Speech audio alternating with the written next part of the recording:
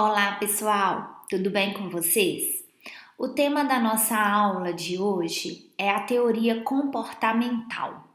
E com isso, a nossa aula está estruturada no início, vou fazer uma breve contextualização, como de costume, depois apresentar os principais idealizadores. Aqui nós vamos ver que esse número ele acaba aumentando significativamente.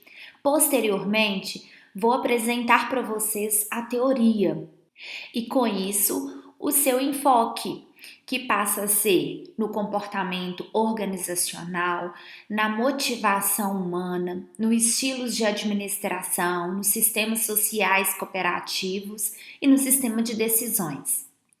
Assim, vamos ainda ver as principais contribuições dessa teoria e fecharemos a aula com uma apreciação crítica dessa abordagem. Bom, nessa breve contextualização, cabe a gente destacar que esse estudo, na verdade, os estudos que compreendem a teoria comportamental, elas complementam a escola humanística. Então, nós tivemos a abordagem na teoria de relações humanas ainda passiva e considerando ainda que o ser humano ele reage de uma forma padronizada aos estímulos, o que não é verdade. Então, nessa teoria, nós vamos ver que a relação entre a satisfação dos empregados e o aumento de produtividade, ela não é tão óbvia assim, pois depende do tipo de trabalho e das condições sobre as quais o trabalhador ali, né, ele é desenvolvido. E assim, esses estudos que compreendem a perspectiva comportamental, eles vão propor para a gente um conjunto de medidas que vão possibilitar mudanças no trabalho e nas estruturas organizacionais, de forma a alinhar tanto esse anseio dos trabalhadores em questão às suas necessidades de realização, de autodesenvolvimento, com os objetivos organizacionais. Então, essa abordagem, ela traz para a gente, numa primeira fase, essa questão mesmo de pensarmos e como que poderiam ser desenvolvidos ali fatores como motivação, liderança, conflitos e até mesmo depois, na segunda fase, que a gente já vai ter essa contribuição e atualmente é o que a gente hoje vê em pesquisas acadêmicas, a continuidade mesmo dos estudos da perspectiva comportamental com uma subárea da administração que ela é denominada comportamento organizacional. E assim, como eu falei anteriormente, essa teoria ela tem a contribuição de vários idealizadores, porque alguns eles vão ter um foco maior na motivação humana, outros vão ter já um foco na questão de estilos de liderança. E nós temos aí o Simon, por exemplo, dando um pontapé de fato, né, inicial para a teoria comportamental. E ele traz em seu livro sobre comportamento administrativo essa perspectiva, esse início, trazendo com isso um desdobramento sobre a perspectiva humanística. Então, o que vimos anteriormente da teoria de relações humanas, agora a gente vai ter uma atualização, uma complementariedade em relação àquela teoria. E aí, por sua vez, Maslow, ele foi um dos primeiros representantes de pesquisa sobre teorias motivacionais. E com isso, mais tarde, surgiram outros autores que contribuíram para consolidar essas teorias motivacionais, como, por exemplo, o MacGregor e o Herzberg, que são aí também dois idealizadores bem assim atuantes na perspectiva comportamental. Então vamos lá entender um pouco melhor sobre a teoria. Ela surgiu no final da década de 1940 e ela também é conhecida como teoria behaviorista, ou seja, aqui a gente está tratando de fato o comportamento das pessoas, enfatizando ali o desempenho dentro das organizações. E assim, a teoria, ela fundamenta-se tanto no comportamento individual, né, das pessoas, quanto no comportamento em grupo, para explicar de fato esse comportamento organizacional. Então, nós vamos ver que a teoria, ela busca, então, colocar o administrador também para reconhecer quais são as necessidades humanas, como que pode melhorar a qualidade de vida dentro das organizações. Então, ela traz esse avanço em relação à teoria das relações humanas quando ela pensa nos seguintes aspectos. Por exemplo, abordagem agora das ciências do comportamento, e a gente vai entender o que seria esse comportamento organizacional. E com isso, ela estuda então a motivação humana com base nas necessidades, define estilos de administração, caracteriza então as organizações como sistemas aí cooperativos e sistemas de decisões, que foram na verdade os 5 elementos que a gente agora vai detalhar um pouco mais na nossa aula. E a gente então começa falando sobre o que é comportamento organizacional, que hoje é uma sub-área da administração, conforme falamos anteriormente. E é uma ciência que vai aplicar os conhecimentos obtidos sobre pessoas, aqui falando mesmo em nível individual, dos grupos, um conjunto aqui de pessoas, estrutura, pensando em nível organizacional, sobre o comportamento para fazer com que as organizações trabalhem mais eficazmente. E quando a gente fala em eficazmente, nós lembramos aí rapidamente da teoria neoclássica, que trabalha a questão de vamos atingir os resultados, vamos atingir os objetivos. E assim, nessa primeira percepção de comportamento, cabe destacar que diversos elementos devem ser considerados na análise, como por exemplo, quando a gente fala de indivíduo. Cada indivíduo tem seus sentimentos, sua percepção, sua personalidade, suas emoções. Quando eu falo, por exemplo, da organização, a organização tem sua estrutura, tem todo o processo ali envolvido de comunicação, de negociação, de resolução de problemas e conflitos.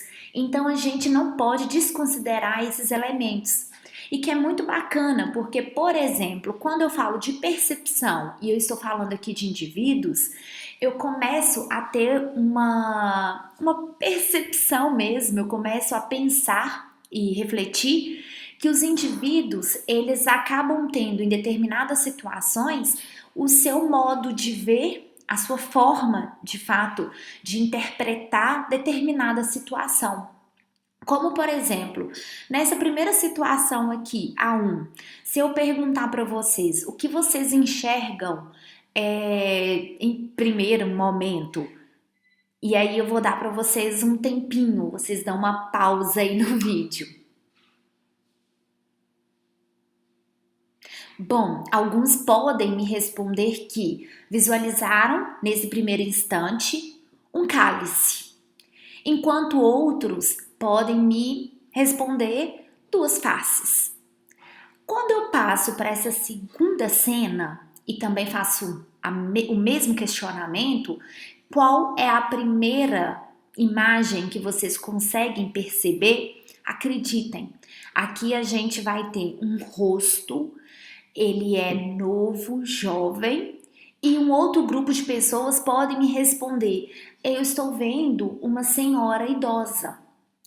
E em sala de aula isso é muito nítido, porque alguns não conseguem, inclusive, ver o oposto. Então, quem está vendo aí a imagem da jovem e ela está virada, né? A gente está vendo assim a face dela, e aí a gente tem um lenço no seu cabelo, uma gargantilha no pescoço e ela assim de lado. E por outro ângulo, a gente consegue ver ainda aí uma senhora idosa, também com um lenço no cabelo, mas com uma franja, o seu nariz, Onde a gente tinha visualizado esse cordão, agora é a boca da senhora mais velha. E isso acaba sendo muito nítido, a gente ter percepções diferentes e quando a gente vê aquela situação de imediato, eu posso interpretar ou eu posso, de acordo com algumas experiências, insights, visualizar a situação de formas diferentes. E ainda, para a gente finalizar essa dinâmica, a terceira imagem ela pode ser vista como dois pilares ou ainda como três. Então, também em sala de aula, muitas vezes a gente tem que mostrar onde que está cada uma dessas figuras dentro da mesma imagem. E por fim, na quarta imagem, alguns alunos eles conseguem perceber de imediato um pato e outros conseguem visualizar um coelhinho. Então, se eu tenho aí o bico do pato, o olhinho, por outro lado, eu posso virar essa imagem aí em 90 graus e eu consigo então perceber que esse bico virou então as orelhinhas do coelho. E acreditem, todas essas quatro imagens elas acabam trazendo um pouco de polêmicas quanto ou até mesmo dificuldades de visualizar a outra forma. Então vocês podem entrar em contato em caso também de dúvidas. Mas o que então que a gente traz com essa dinâmica?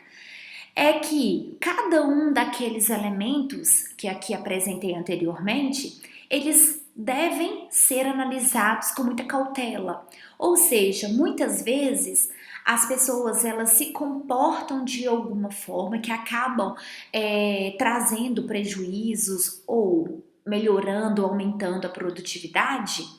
E o gestor, principalmente, ele tem que ter essa ciência de considerar, então, que o comportamento pode estar relacionado ali à personalidade daquela pessoa, ou à cultura da organização, ou à forma que o líder tem conduzido ali os seus funcionários, ou então a comunicação que ela é falha, uma estrutura que não condiz hoje com as mudanças, com a realidade, né, do mercado.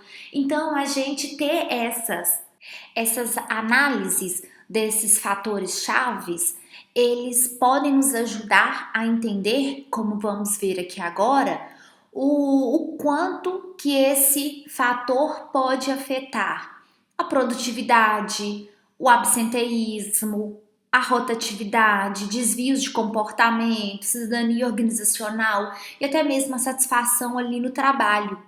Então, quando eu tento prever ou ali explicar como que a minha produtividade, que a gente tem, né, quanto conceito aqui, medida de desempenho, que abrange tanto eficiência e eficácia, ela está sendo alterada devido a esses fatores, ou o quanto que os meus funcionários, eles não estão comparecendo ali ao trabalho.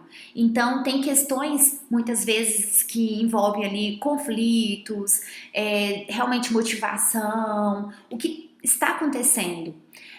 Também a questão da rotatividade. Então, muitas vezes, o trabalho mesmo em equipe, quando a gente fala nesses fatores, a questão mesmo da própria estrutura da organização, então ela acaba, ou da comunicação, ela acaba trazendo então para o colaborador ali uma insatisfação e fazendo com que ele saia realmente ali do quadro de pessoal da organização.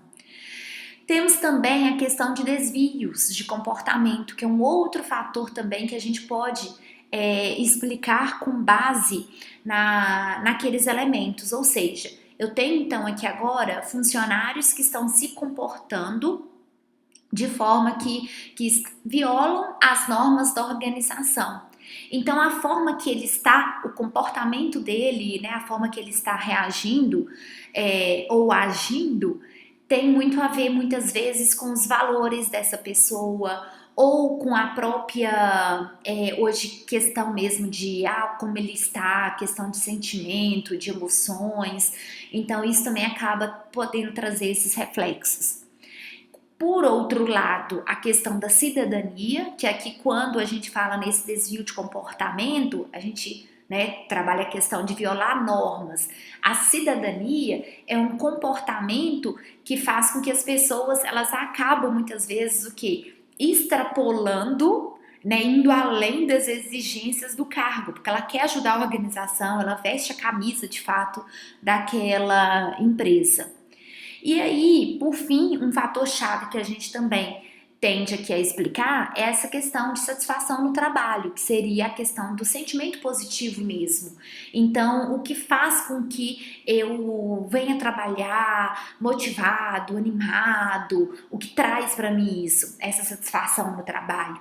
Então, muitas vezes eu consigo analisar que essa satisfação ou a insatisfação, ela está ligada à liderança, ou a questão mesmo que a gente tem falado aqui da motivação. Então a gente vai ter fatores que a gente, dentro do comportamento organizacional, a gente pretende explicar ou prever com base nesses elementos que a gente, né, que foram apresentados anteriormente. E aí, vocês viram que um deles acaba se apresentando de uma forma bem assim, significativa, que seria a motivação humana. E com isso, a teoria comportamental, ela inaugurou novas explicações aí sobre o comportamento do indivíduo e, consequentemente, ela se fundamentou realmente no estudo da motivação humana. E dessa forma, ela aplica o conceito de que é necessário conhecer as necessidades humanas para melhor compreender o que? O comportamento humano, para que a partir dessas premissas ela utilize a motivação como um elemento propulsor mesmo das atividades produtivas, com base em melhorias na qualidade de vida da organização, por exemplo. E com isso, nós vamos ver alguns estudos que surgiram por meio de autores que vão assim colaborar de forma definitiva para a consolidação da teoria comportamental, como Maslow, Hinsberg, McGregor, dentre outros. E assim, a gente passa então agora a pensar no significado de motivação. E com isso, nada melhor do que pegarmos a própria palavra e separarmos ela. Então, eu vou ter motivo mais ação, que, em outras palavras, seriam o impulso interno que me leva àquela determinada ação. Então, quais são os motivos, o porquê do indivíduo se comportar de determinada maneira? Então, muitas vezes eu até trago os meus alunos a pensarem quais são os motivos que fazem com que vocês, às 10 horas da noite, estejam aqui dentro da sala de aula assistindo essa aula especificamente. Então, vários vão apresentar o quê? Seus motivos. Então, seus impulsos internos ali, que fazem suas necessidades, que fazem com que eles se comportem, né, agem daquela maneira. E é um desafio enorme, tanto para o professor nesse momento, e quanto o gestor também. Ele tenta muitas vezes entender quais são esses motivos. Porque a gente vai ver que é uma lista enorme, cada um tem seu motivo, e como que a gente então pode favorecer ou pode aumentar a motivação diante então a esses fatores, a esses impulsos que cada um acaba tendo de forma bem particular. Então, assim, motivação sempre é um desafio para os administradores, para a auto-administração mesmo, porque a gente tem ali motivos diferentes, pessoas com necessidades diferentes. E como vimos, com percepções, com personalidades, sentimentos, emoções, valores. Então, tudo é uma questão mesmo ali das particularidades. E, para tanto, a gente tem, então, o Maslow com a sua teoria de hierarquia das necessidades, e com isso ele indica que as necessidades humanas, elas estão dispostas em níveis em uma hierarquia que se assemelha a uma pirâmide. E assim, na base estão as necessidades mais baixas, necessidades fisiológicas, E no topo, as necessidades mais elevadas, que seriam as necessidades de autorrealização. Então, ele é um filósofo, consultor americano que apresenta uma teoria da motivação, segundo a qual, então, ele apresenta as necessidades. E com isso, a gente tem nessa primeira necessidade, que é a fisiológica, a necessidade mesmo de alimentação, de sono, repouso, abrigo. E esse grupo de necessidades está relacionado com o quê? Com a sobrevivência mesmo do indivíduo e com a preservação da espécie.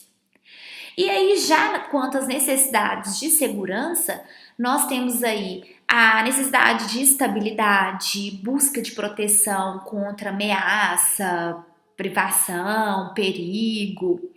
Já quanto às necessidades sociais, a gente tem aí a de associação, de participação, de aceitação por parte dos companheiros, de troca de amizades, de afeto.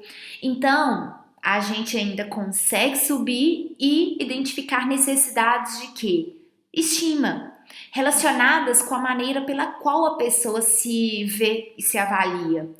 Então, aí nesse contexto envolve a autoapreciação, a autoconfiança, a necessidade de aprovação social, de respeito, de status, prestígio, consideração. E por fim, a gente tem as necessidades de autorrealização, que são as necessidades humanas mais elevadas e que estão assim no topo mesmo aí da hierarquia, como vocês estão vendo. São necessidades de cada pessoa realizar o seu próprio potencial e delas também, de alguma forma, se autodesenvolverem. E assim, de forma muitas vezes contínua. Ser constantemente mais do que é. Então, assim, vir a ser tudo o que pode muitas vezes o que ela ser. Então, quando a gente adquire muitas vezes um determinado carro que eu sempre assim desejei, então aquilo já passa a não ser mais assim para mim tão importante muitas vezes. Eu já coloco um alvo que agora eu já quero um carro X, Y. Então a gente já começa o quê? Modificar essas necessidades.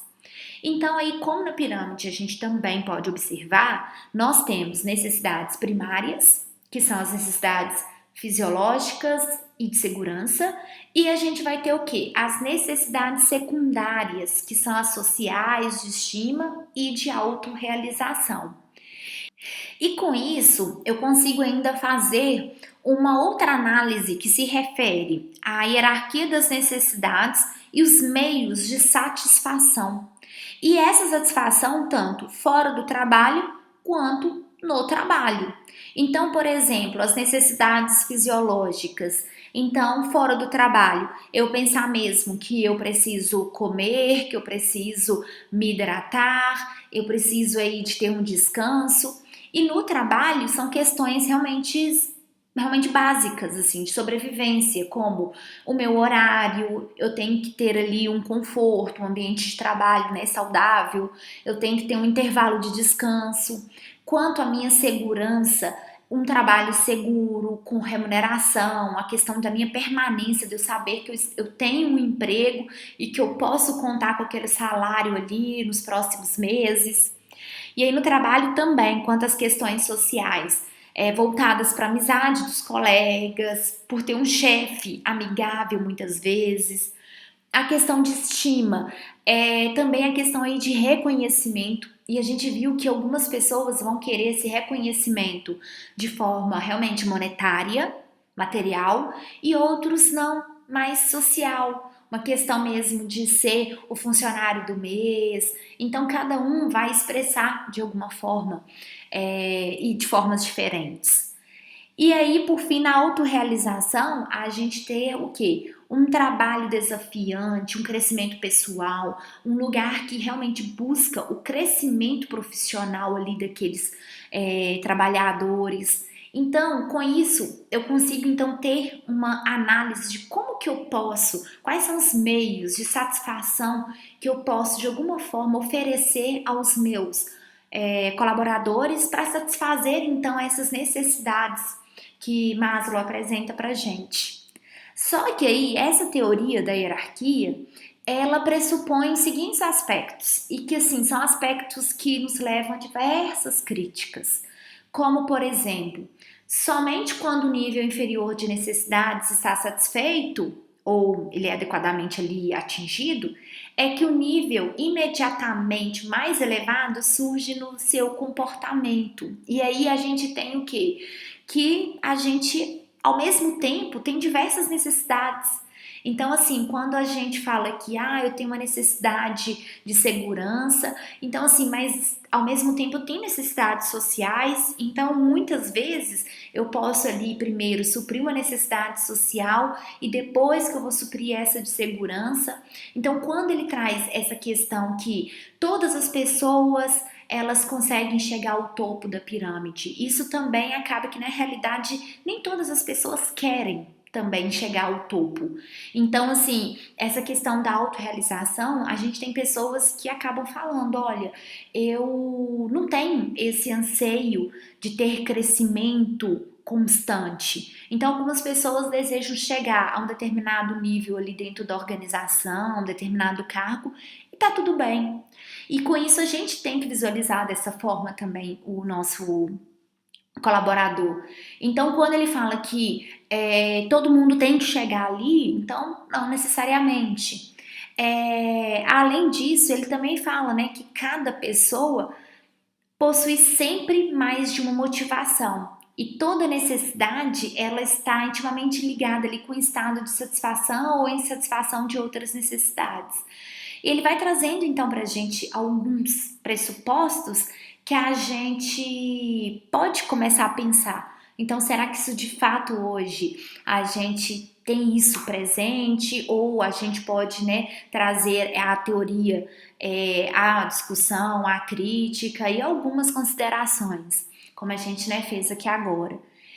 E posteriormente a gente tem um outro idealizador, o Heisenberg, que nos traz a contribuição com a teoria bifatorial. E ele, por sua vez, foi um dos primeiros pesquisadores a considerar as opiniões dos trabalhadores nas pesquisas acerca das condições de trabalho. E assim ele consegue então classificar a motivação humana em duas categorias: as necessidades básicas ou fatores higiênicos, que se referem aos fatores necessários, mas não suficientes para o homem trabalhar, e a necessidade de autorrealização ou fatores motivacionais, com base nos quais é possível obter mais dedicação e comprometimento dos indivíduos com a organização. Então, seja, o administrador focado apenas nos fatores higiênicos não consegue alcançar a maior dedicação e comprometimento dos indivíduos. Para isso, então, as práticas motivacionais devem ser o quê? Voltadas mesmo para fazer esse resgate aí da satisfação dos fatores intrínsecos ao indivíduo. Ou seja, o que isso quer dizer? Então, muitas vezes a gente tem condições físicas do trabalho. Eu ter um ambiente limpo, isso acaba muitas vezes não me gerando satisfação. Eu acho que o ambiente, ele tem que estar limpo mesmo. Mas se esse ambiente ele estiver sujo, ele me gera uma insatisfação muito grande.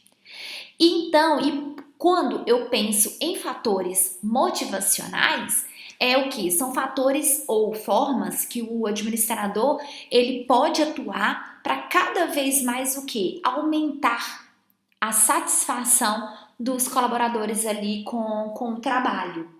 Então, ele traz então essa análise aí da motivação e colabora também com essa abordagem, uma análise. O que as pessoas desejam do trabalho? Então, a gente pensar então nesses dois fatores que são os fatores higiênicos, que afetam a insatisfação, e os fatores motivacionais, que afetam a satisfação. E aí, a gente tem também o McClelland, que ele traz, na verdade, aí uma divergência em relação a Maslow, pois quando ele traz essa questão aí da hierarquia, a gente pode notar que ele começa a entender que não existe a hierarquia de fato. Então, McClelland ele notou que as pessoas podem mudar seu perfil se desejarem, e com isso as pessoas vão ter necessidades diferentes, em contextos diferentes. Então, ele é um dos que divergem mesmo dessa questão de hierarquia, e ele fala que as pessoas elas mudam. E com isso é bem intuitivo, porque se as pessoas vão mudando, as suas necessidades também, elas vão, né, acompanhar essas mudanças. Então, assim, ele fala mesmo até que a gente pode pensar, né, como aquela síndrome de Gabriela, aquela música, eu nasci assim, eu cresci assim, serei sempre assim. Então, assim, não, a gente tem essa questão aí de evolução. E o terceiro elemento que a gente também tem na teoria é a questão aí dos estilos de administração, ou seja, na teoria comportamental, a gente vai ter então que a variedade aí de estilos de administração, ela vai de alguma forma trazer para o administrador atitudes, comportamentos que acabam de alguma forma o quê? Moldando mesmo a sua forma ali de agir, de dividir o trabalho, de se planejar. E com isso, McGregor, ele traz pra gente então aí dois estilos de gestão opostos e antagônicos aí, que de um lado a gente tem um estilo que é mais baseado naquelas teorias mais tradicionais que a gente viu, administração científica, burocrática, teoria clássica. E aí essa abordagem ela é mais mecanicista, pragmática, e de outro lado, a gente tem um estilo baseado nas concepções mais modernas, em relação agora mesmo ao comportamento humano, que a gente então denomina aí como teoria Y. E quando a gente vê essa diferença entre os estilos de administração, nós vamos ter então gestores com uma concepção mesmo muito tradicional, que as pessoas são indolentes, preguiçosas, elas evitam o trabalho ou o trabalho mínimo possível, ou falta nessas pessoas ambição, ou a natureza dessas pessoas as levam a resistirem às mudanças. A sua dependência elimina ali seu autocontrole, sua autodisciplina. Então a gente tem o quê? Nesse caso, administradores com estilos muito que negativos mesmo, né? Uma visão aí negativa do ser humano. Enquanto, por outro lado, a gente já vai trazer, então, o quê? Uma concepção mais de quê?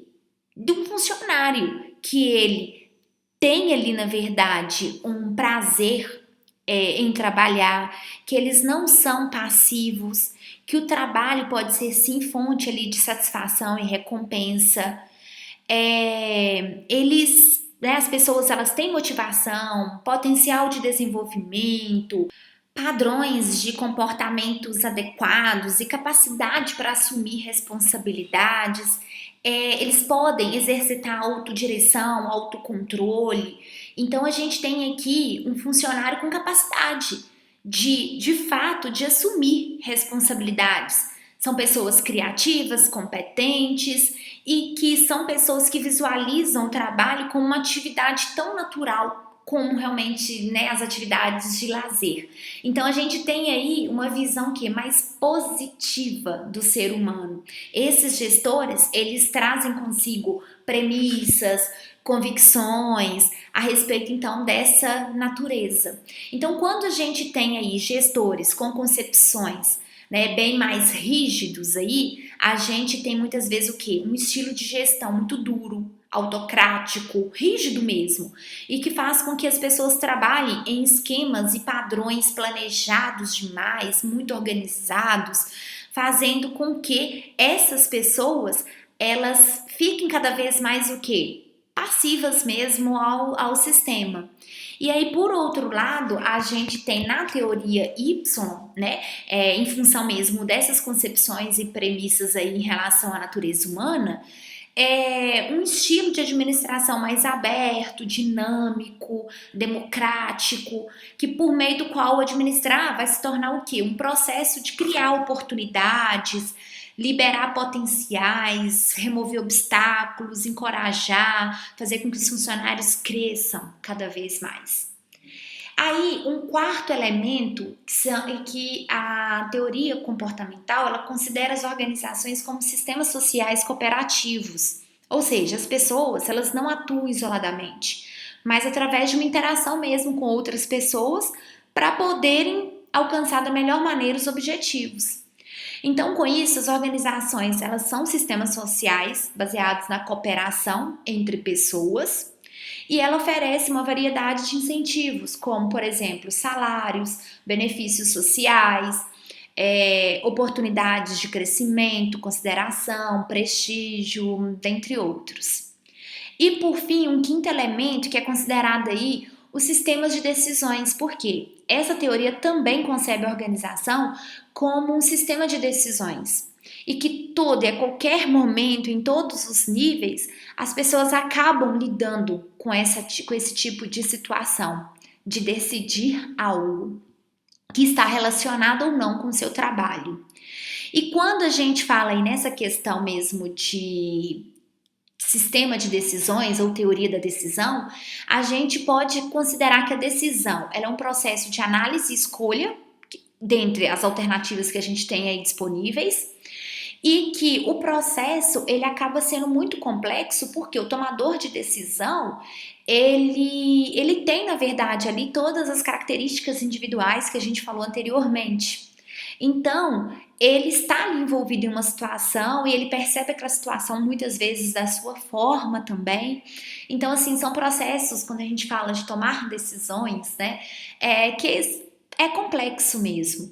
E quando a gente vê aí, a gente tem Simon também, aquele idealizador, salientando que o processo decisorial ele começa com o indivíduo e permite-lhe solucionar problemas ou confrontar-se com que? Situações.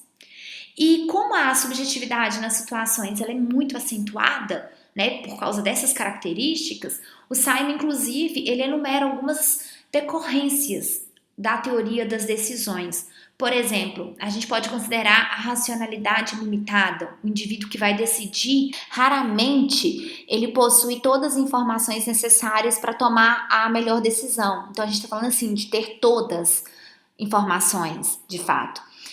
Outra questão seria, por exemplo, a imperfeição nas decisões. Ou seja, não existe decisões perfeitas. Umas são melhores que outras.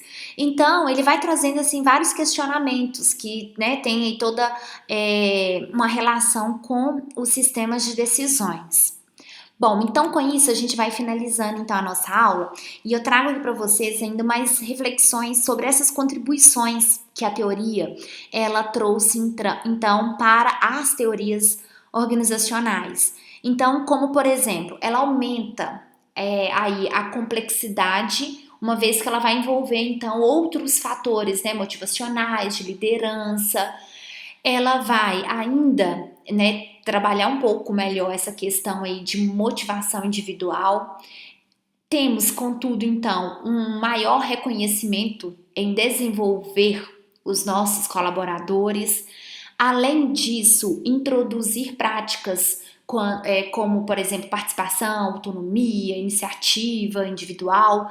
E aí uma questão também muito marcante que se refere à qualidade de vida no trabalho. Ou seja, a gente tem aí como contribuição que temos um desenvolvimento da psicologia organizacional e um movimento muito direcionado ao quê? A qualidade de vida no trabalho. Então a gente tem a influência das tecnologias ali do dia a dia organizacional, a gente tem aquela cobrança por eficiência no trabalho, só que aí a gente agora considera que essa eficiência ela se dá por meio de uma relação com a satisfação no meu trabalho, que por sua vez vem de uma qualidade de vida no trabalho. A gente tem diversas organizações que têm práticas de cafés da manhã, de reconhecimento mesmo, de recompensas materiais, sociais, para promover essa qualidade de vida no trabalho. E isso, consequentemente, gera uma satisfação dos colaboradores e que faz com que muitas vezes a produtividade ela aumenta assim consideravelmente. Então, ter esse desenvolvimento ali do comportamento, atitude, das expectativas das pessoas, alinhada à influência aí, né, dessas tecnologias. Então, tudo isso a gente viu que agora que são elementos que se relacionam e que precisam ser de fato analisados e implementados nas organizações. Mas ainda a gente tem que apreciação crítica, que a gente tem uma falta ainda de aprofundamento em algumas análises. Então, assim, as apreciações críticas, elas acabam até se repetindo muitas vezes, porque próximos idealizadores vão trazer essas críticas para continuar mesmo os estudos em relação às organizações. Então, como hoje a gente busca esses gaps das teorias, então também os idealizadores aqui, eles fazem isso. Então, eles, né, alegam aí uma abordagem muito descritiva, com poucos, né, devens, que a gente fala, né, então a gente tem aí mais uma descrição do que uma prescrição. A análise ela acaba sendo incompleta dos fatores aí relacionados às necessidades humanas, então ainda esses críticos eles falam que a gente ainda precisa estudar melhor essa questão das necessidades, da motivação, uma falta de comprovação empírica e ainda não considerar realmente fatores situacionais. Então aqui a gente está falando de ambiente externo, ela também desconsidera essa questão ambiental. Mas, enfim, foi também um grande avanço em relação à teoria das relações humanas. Bom, então a gente finaliza a aula de hoje com as nossas aí principais referências utilizadas. Esse material ele foi gerado principalmente a partir dessas referências e de ilustrações retiradas da internet, e o material ele é exclusivamente voltado para fins acadêmicos. Muito obrigada, um grande abraço.